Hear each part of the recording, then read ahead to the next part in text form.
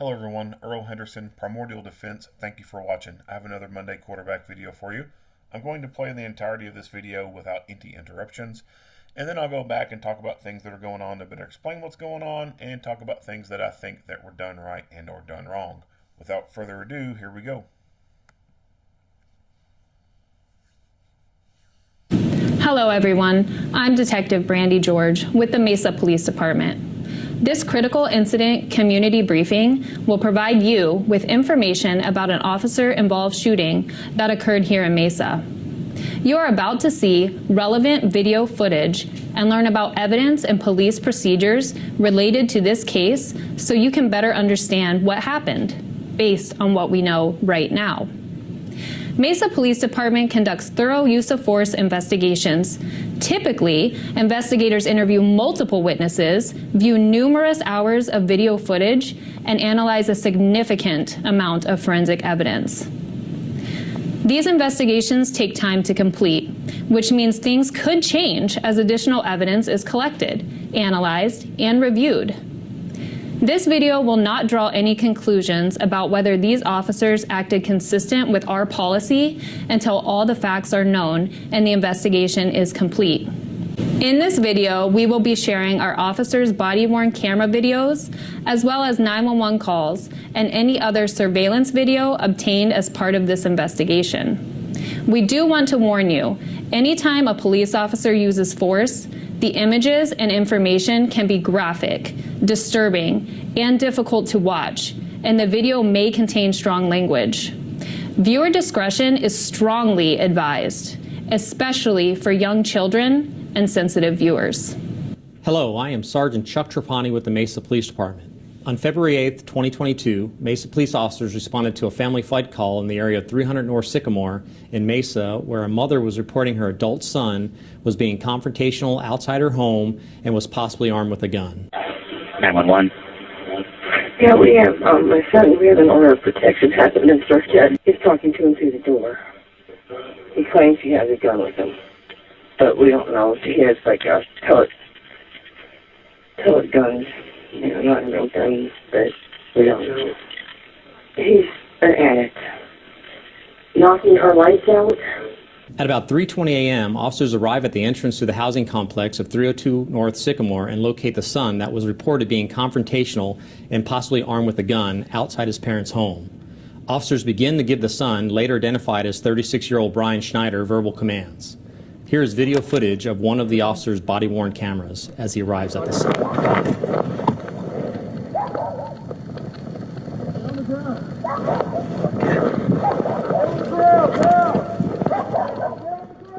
As the officers give Schneider commands, he raises his arm, pointing a silver handgun into the air, and then lowers his arm, pointing the handgun in the direction of the officers.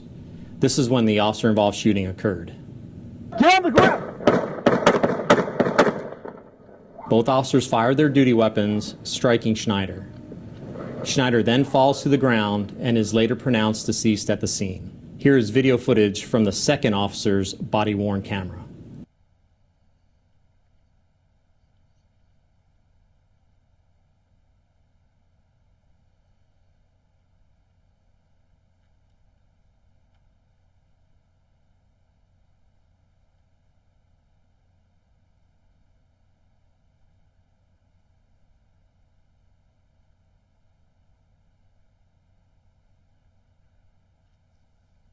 During the course of the investigation, a handgun was recovered near Schneider. This handgun was later determined to be a replica handgun. This is a stock photograph of the replica handgun that was recovered and pointed at responding officers. At this point in the investigation, we know that one officer shot 6 lethal rounds. He has been with the department for 2 years. The second officer shot 3 lethal rounds. He has been with the department for a year and a half. This was the first officer-involved shooting for both officers and the fourth Mesa Police Department officer-involved shooting in 2022. All the information and evidence in this case will be presented to the Maricopa County Attorney's Office for review. Thank you for taking the time to watch this critical incident community briefing. All right. Fourth officer-involved shooting for 2022. Holy shit. Not even done with the first 2 months of this damn year, and they've already got 4 officer-involved shootings. I don't know anything about Mesa. or Mesa, and Maricopa County. I've heard of that before. So I'm assuming they got a pretty bad crime rate going on there. A bunch of fucksticks down there. A lot of, I mean, there's when you think about agencies across this nation, there's an overwhelming majority of them who have they don't have officer involved shootings, and if they have, it's been a long time since they've had any. Our city is the in Kentucky. Our city is the third largest city, and I can't remember the last time we had an officer involved shooting here.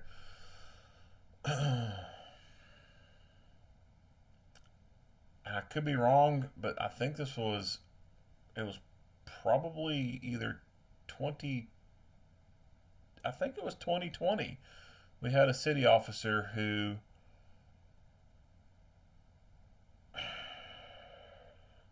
someone had pointed a gun at him or shot at him, and they fired and they didn't hit him, I don't think. If they did, they didn't make contact, but they shot at him. Besides that, yeah, I mean it's been a while for my area, and we're the third largest city in Kentucky. We do have a rising crime rate. Lexington had one not too long ago. They had both. I want to say there was a trooper that got shot at. I'm not even sure if he got to return fire or not. And then there was I want to say a city officer that got involved in this shooting. As far as Louisville, Kentucky's off the chain with the crime rate. I mean, it is fucking off the chain. It's like Chicago's little protege or some shit. Like it's fucking horrible up there. And I can't recall if Louisville police have had any officer involved shootings yet this year. Let's do a quick little search. Louisville, Kentucky police shooting.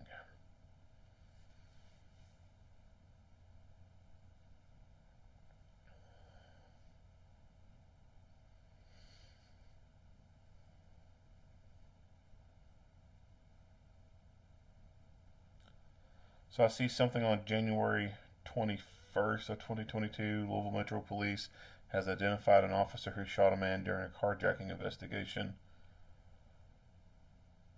But that occurred, so that looks like that occurred on December 13th. They just identified the officer who did it. So that was in 2021.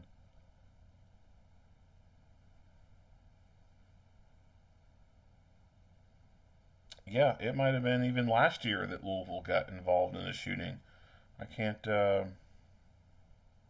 which I'm just doing a quick search, so I can't find anything about Louisville being involved in any officer-involved shootings for 2022. Now, granted, I would say that, the population difference is probably pretty noticeable. So I'm going to look up Mesa, Arizona population. So as a 2000, let's see here. Mesa, located in Maricopa County, 2020 population of 548,213. It's the third largest city in Arizona. So 548,000. Let's look at Lexington. Or, I'm sorry, not Lexington.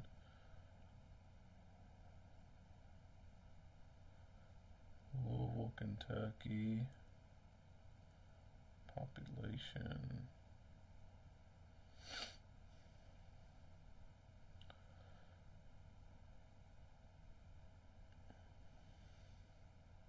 Well, shit, Louisville's got more people. They got 615,067 people. So I don't know what the hell's going on in Mesa, but apparently they got some jackass criminals down there doing stupid shit, which is the norm right now. That's all across the board. Like, the criminals in this country are allowing to go unchecked, pretty much. They're getting little slaps on the wrist. They're being coddled and pandered. The fucking judges are coming out and hugging them. It's like it's the year, it's like it's the century for Hug-a-Thug. I mean, the way criminals have been getting treated the last few years and now, it's insane. They have no fear of the criminal justice system. They don't. They don't give a shit. So this rise in crime is all across the nation. In the big metropolitan areas. Now, obviously, you go to small town USA, you're not going to find very high crime rates or anything like that. It's just these large towns that are like this. And what is it that all these large cities have in common? The political affiliation in which the majority of the people in charge who have powers to make decisions, the majority of them are all of the Democratic Party. And they all share the same liberal, woke, bullshit, democratic ideological beliefs. Those are the places that are having the biggest issues. New York, I will never go back to New York. That place is a war zone. Chicago, I'll never go back to Chicago. Couldn't pay me to go there. Those places are trash.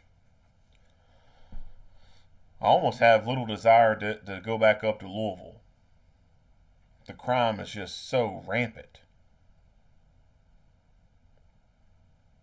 And it's all because of these woke liberals who think that the criminals are victims. Oh, they had a bad childhood. They was a victim when they was a child. Yeah, they might not have had great living conditions, but they know the difference between right and wrong. Some people are just bad people. Some people meet the definition of evil.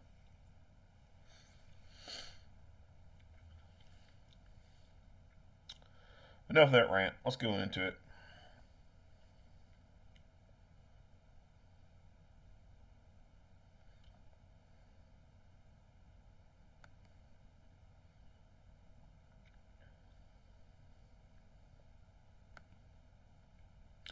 So these people call the police because their son is an addict. And their son has apparently done enough to where the parents have had to go get an order of protection. But it obviously, according to them, hasn't been served yet on him.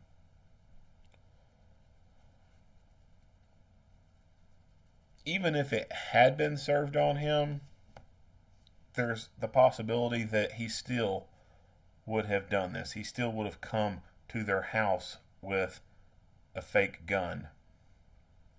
Because protection orders are just pieces of paper. The amount of people in this country who were killed by the person they had a protection order against is staggering. It's just a piece of paper.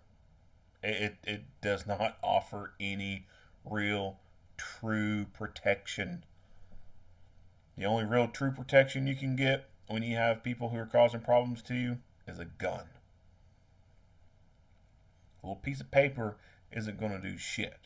That little paper is not going to jump out at that front door and prevent the person from coming in. That piece of paper ain't going to wrap itself around that person and keep them on the ground.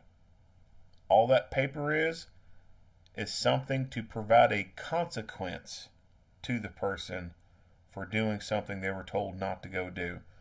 And if that person don't give a shit, that paper's not going to stop them. So even if he had been served, there's still a good chance that he could have still done this. Now, what exactly he did to them to cause them to go get an order of protection, I don't know.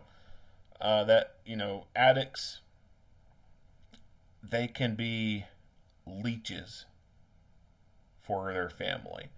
They can drain their family of their finances, drain them of their energy and their morale, and just they drag them down.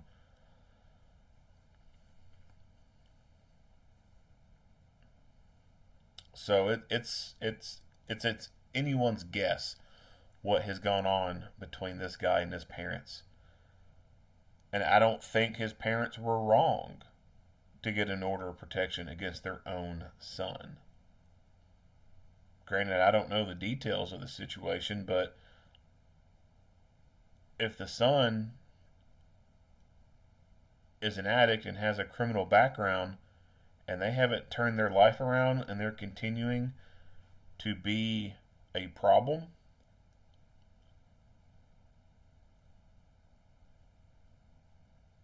what else is there to do? You can't keep giving them money. You can't keep letting them come into your house and steal shit and steal your credit cards and steal your cash out of your wallets and purse. You can't keep letting them bring the drugs into the house and doing them there.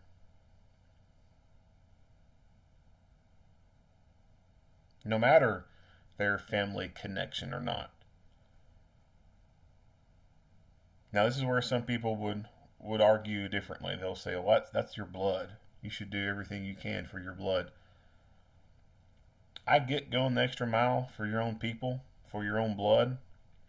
But at the same time, when your own blood is like cancer, you need to treat them like cancer. You need to cut them out. You need to hit them with a blast of radiation. Because eventually, they're going to cause you to die. Or they're going to cause you some serious problems down the road. There is a huge addiction problem in this country, in this world. Humans are very susceptible to addictions.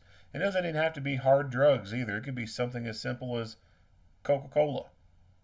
Like someone's got to have a Coca-Cola multiple times a day. It could be something as simple as bubble gum. Someone's got to chew bubble gum every day. Coffee. Coffee is an addiction for so many Americans. Little habits, little tics that people do. Cracking their neck, cracking their knuckles. They got to do it. It's addicting to them. So humans, I believe, are just very easily susceptible to addictions of sorts. And when it comes to drugs and alcohol, those things, man, whew, once those things hit, it robs people of their life. It grabs them by the balls and it don't let go.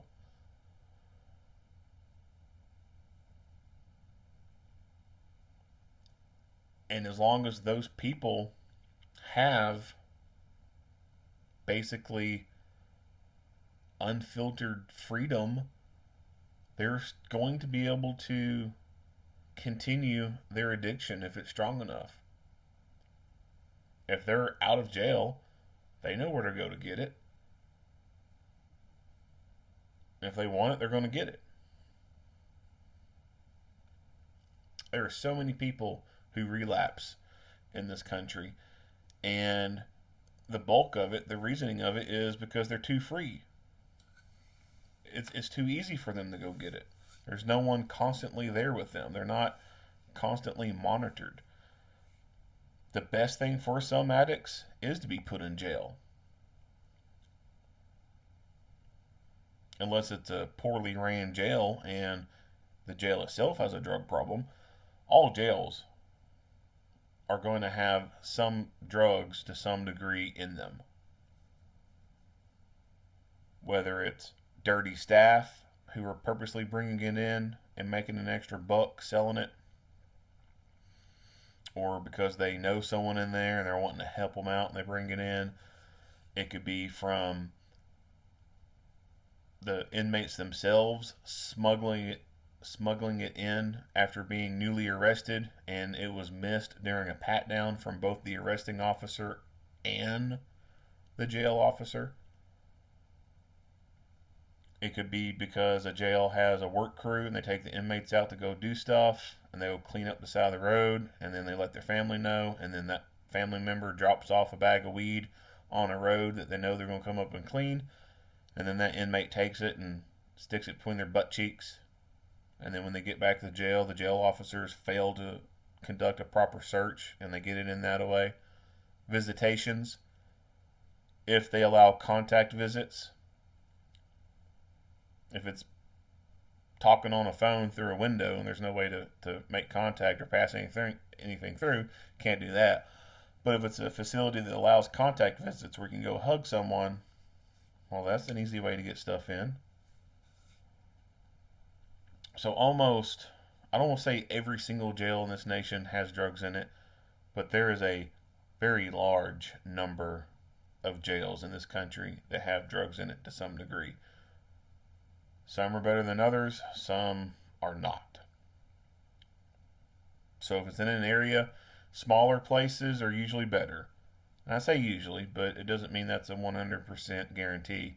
But usually smaller areas, there's less drugs in it. So if someone's an addict and they get put in those places, better chances they have of actually coming clean off that thing. But then it's up to them once they get out. And once they're out, they're free. They can do whatever they want. Even if they have to go up to some counseling sessions or something like that.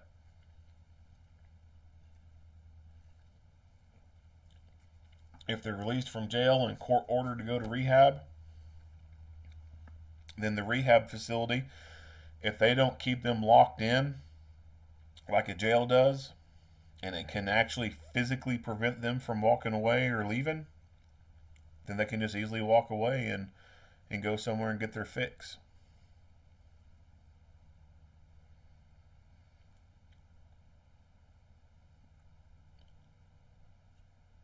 A person's not going to change themselves and better themselves unless they truly want it. Now, you can't measure anyway how a person really truly wants this. Of course, everyone's going to say, yeah, I want to go to rehab, I want to get clean, I want to get clean. Everyone's going to say that. But there's no way to really be able to truly measure if they mean it or not, if they've got it in them or not. But that's really the only real true way to get a person off. One, it has to help that they've been in a facility and locked away for a while to where they've been unable to get access to that drug. And it has to come with them internally. They have to want it. Some of these rehab places, these faith-based programs, they don't fucking work. They don't work at all. They're just a waste of money. And some of them are just money scams. They're just like halfway houses. There's a lot of halfway houses. They're a scam. There's a lot of halfway houses that are owned and operated by convicted felons. Because there's some places there's just no standards in place. There's guidelines in some ways on what you need to have to open the place up, but there's no standards. Like, you can't be felony free. There's nothing in place that makes it 100% completely honest. And so you've got halfway houses being owned and operated by convicted felons who are just basically victimizing their own kind. Because they know people are going to pay to stay in a halfway house versus go back to prison.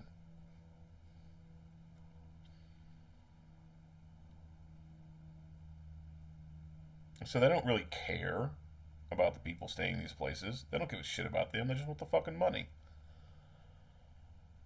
It's a business. That's all it is. It's a business. And if the woke liberal left wants to complain about capitalism and privatizing corrections, well, that's what they need to be focusing on right there. Instead of bitching about prisons and jails, they need to be bitching about these halfway houses and these rehab places that are making money off these people. Prisons don't make money off prisoners. Prisons lose money on prisoners. It costs millions of dollars to incarcerate people in this nation. Got to feed them 3 times a day. You got to give them adequate bedding and clothing and hygiene products. Got to provide them cable television, postage stamps. It's a lot of money to house someone. These prisons and jails are not making a profit. Not at all. If they do make any money, then it's from selling extra commissary stuff, and it's from the phone service. But those aren't money makers. There's no way the amount of money they make off phone calls and commissary can ever offset the cost that it takes to house someone in a county jail. If you take one person, and you calculate the costs of them having to stay in jail 3 days a meal, etc., 365 days of the year, they spend 1 year in jail. The cost that it takes for them to be fed every single day, be given their hygiene, they get so much toothpaste and shampoo, etc. If you factor in those costs, then they are going to have to eat a fuck ton of honey buns and noodles and make an insane amount of phone calls that would put a high school girl to shame to ever match the price tag that it has cost to house that person. Prisons are not making profits off commissary and phone calls. Yes, there is some money being generated from that, but it's not anything to completely 100% offset those costs of housing someone. They are used to go towards some of that stuff. In some places, the commissary stuff goes into what's called a recreational fund to be able to pay for the cable television that they have to give to them. They have to have cable television because of federal laws. And so the honey buns they sell goes towards paying the fucking cable bill. Or buying basketballs for them to go play. The jail has to provide recreation. They have to provide recreation so many hours a week, so much time a day. And they have to buy the basketballs, they have to buy the playing cards, the chess pieces, the checkers, all that stuff. And the postage stamps. When someone wants to send mail out, inmates get so much free postage a week.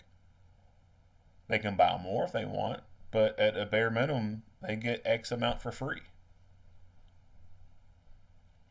And the honey bun sales goes towards paying those costs that the jail has to eat.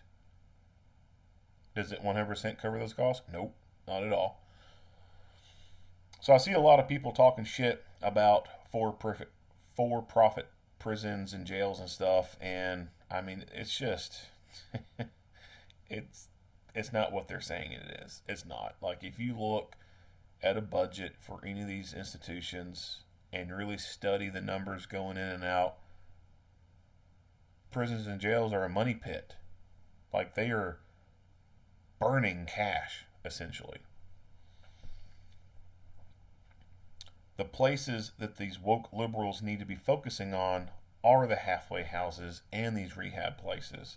Those are the ones who are making a legit profit.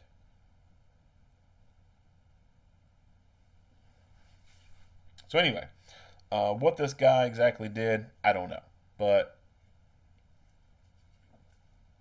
having dealt with addicts before and dealing with them and whatnot, it could be a multitude of different things. It could be that over the years he just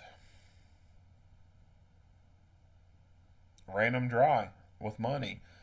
He could have stole from them. They could have let him in the house because he had nowhere to go, and then woke up and the VCR's gone and the TV's gone, DVD player's gone, cash in the purse is missing, credit card came up missing,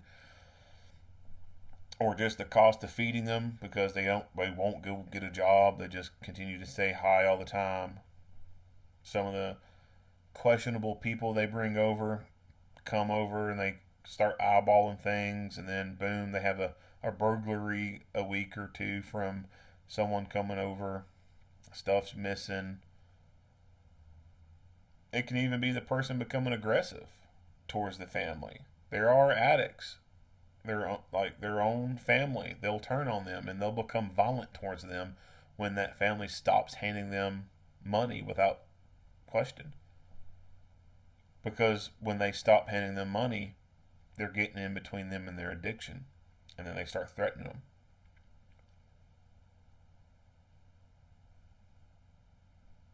It could just be a simple act of hard love.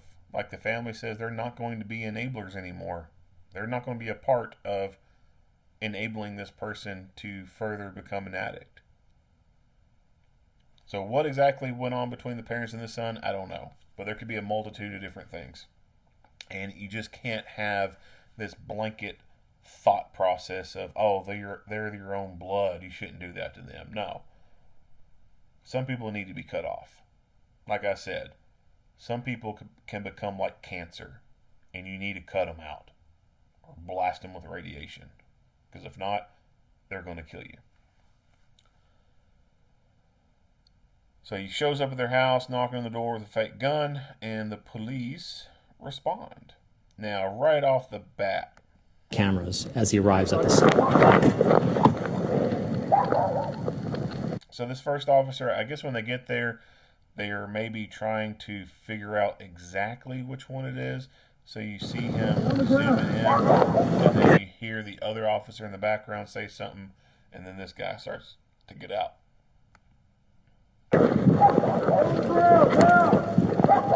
So realistically, probably the other officer's camera footage should have come on first. As the officers give Schneider commands, he raises in the direction of the officers. This is when the officer-involved shooting occurred. Get on the ground! Both officers fired their duty weapons, striking Schneider. Schneider then falls to the ground, body wound.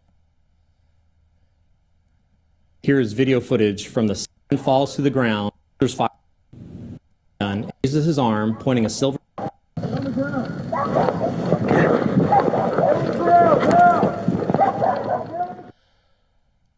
Both of these officers have rifles out. Great. Not just one of them, but both of them. I like this. I complain about it in almost every video that I do. Officers responding to calls involving guns or other deadly physical weapons, and they refuse to get out of their vehicles with rifles. They just go at it with their pistols only. I hate that shit. I hate it with a passion. It is suicide, in my opinion, to be going to a gun call and you get out and try to go at it with only your pistol. Pistol ammunition is horrible. Yeah, it can still kill people. People die from it all the time. But pistol ammunition is weak. Rifle ammunition, on the other hand, is strong. It is devastating. There are a lot less people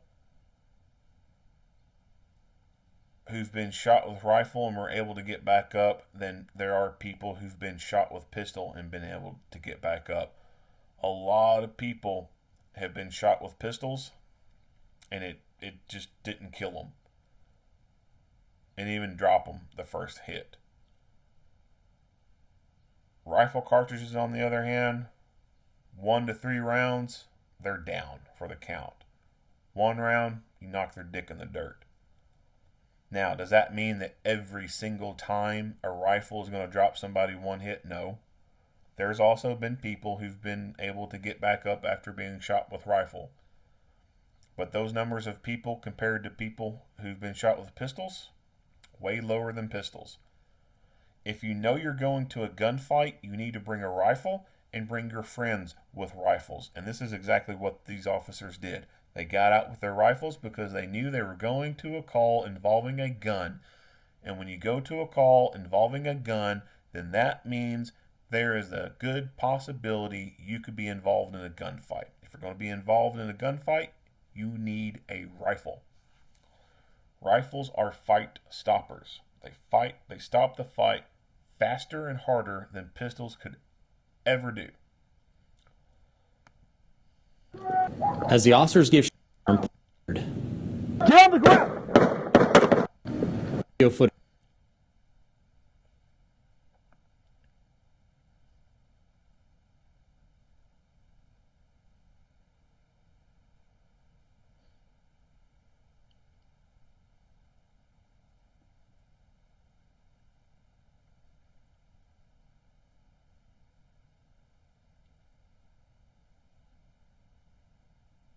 During the course of the investigation, a handgun was recovered near Schneider.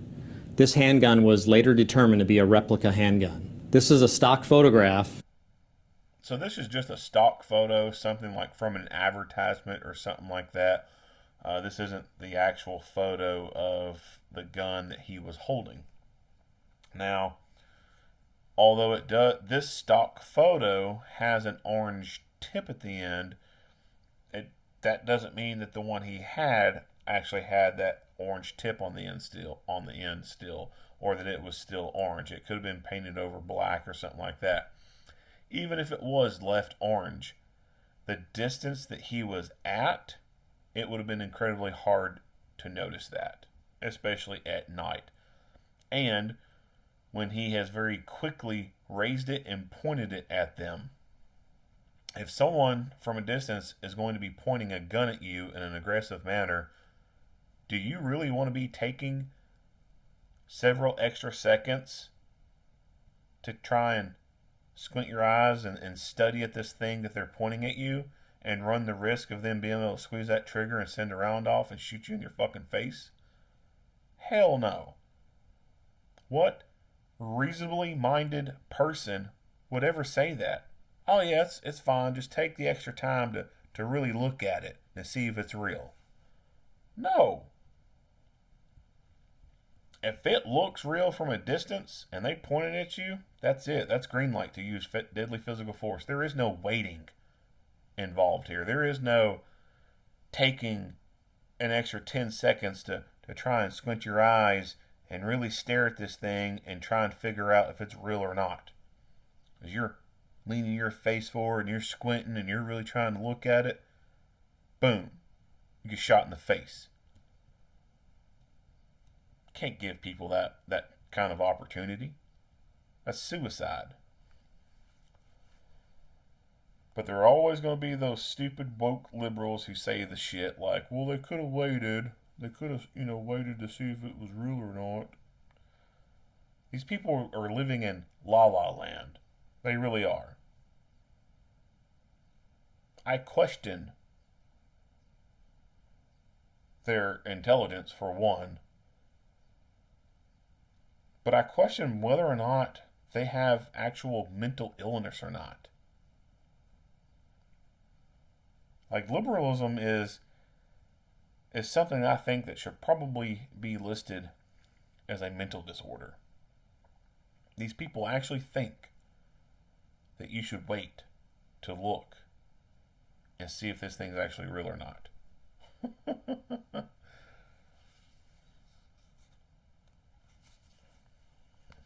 From a distance, this thing looks real. And these officers did nothing wrong in protecting themselves. This guy raised this gun and he pointed at them in a threatening manner. When he had it pointed up in the air, did they shoot? No. When they shoot, when he pointed it at them, they used force to protect themselves. They did nothing wrong.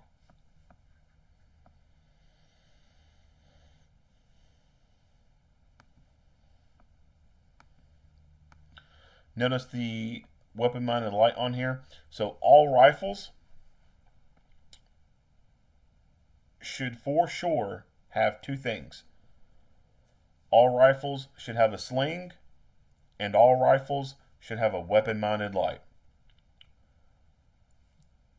Those are necessities, without a doubt. Non-negotiable. Every rifle needs to have a sling and a weapon-mounted light. Everything past that is optional. He has a weapon-mounted light on his rifle, so he was able to positively identify his target and determine that he had a weapon in his hand. Weapon-mounted lights on rifles need to be bright. All weapon-mounted lights need to be bright. But for rifles, they need to have a good hot center. They need to have good throw on it. You need to be able to throw that light out there. Having a light that has just a lot of spill, in my opinion, is not the best kind of rifle light to have. The best kind of rifle light to have is one that has a very hot center and is real tight, and you can get distance on it. But regardless, a light is a necessity. We don't see much out of this footage. We know that both rifles have officers. It looks like they started with this officer's camera footage Of one here. of the officer's body-worn cameras as he arrives at the scene.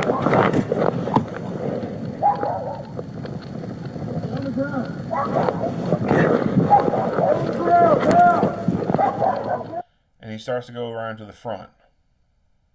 But we don't really see any shooting from him. As the officers give Schneider commands, he raises his arm, pointing a silver handgun This is the officer who went to the back of the vehicle. into the air and then lowers his arm, pointing the handgun in the direction of the officers. This is when the officer-involved shooting occurred. Get on the ground! Both officers fired their duty weapons, striking Schneider. Schneider then falls to the ground and is later pronounced deceased at the scene. Here is video footage from the second officer's body-worn camera.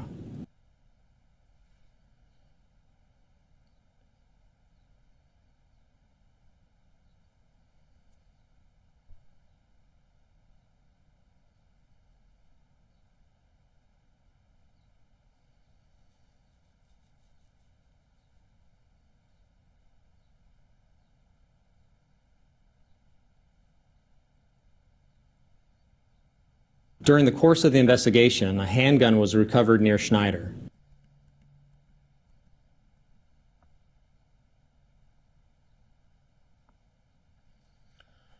So although both officers shoot, we only see footage from this officer, even though we know the camera is working on the other officer.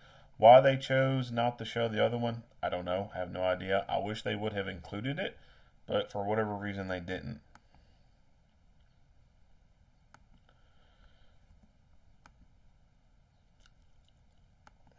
Pay attention to his flashlight and how much he's able to illuminate. So it appears to have a pretty good, decent center on it, like it's lighting him up pretty good. You can see this area right in here, even though there's ambient street light right here. This is still a darkened area. You can make out the back of a truck. You can kind of see the wheel right here, but it's kind of shadowy. There's not a whole lot of definition there. As that light's turned on, when you play it a few times, this truck and these darkened areas become very visible. Now remember, just a little while ago, this was a darkened area, and so this guy would have been walking in a darkened area, and they wouldn't have been able to see what he had very well. This is why weapon-mounted lights are paramount. That's why they are a critical piece of equipment. With this, he's able to positively identify what this guy has.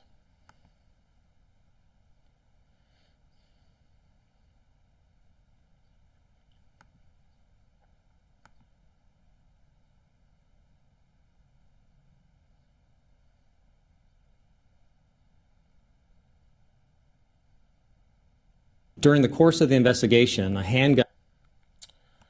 So not much else to say about this video. We don't get to see them go up and render medical aid or anything like that, so I don't have any commentary for that.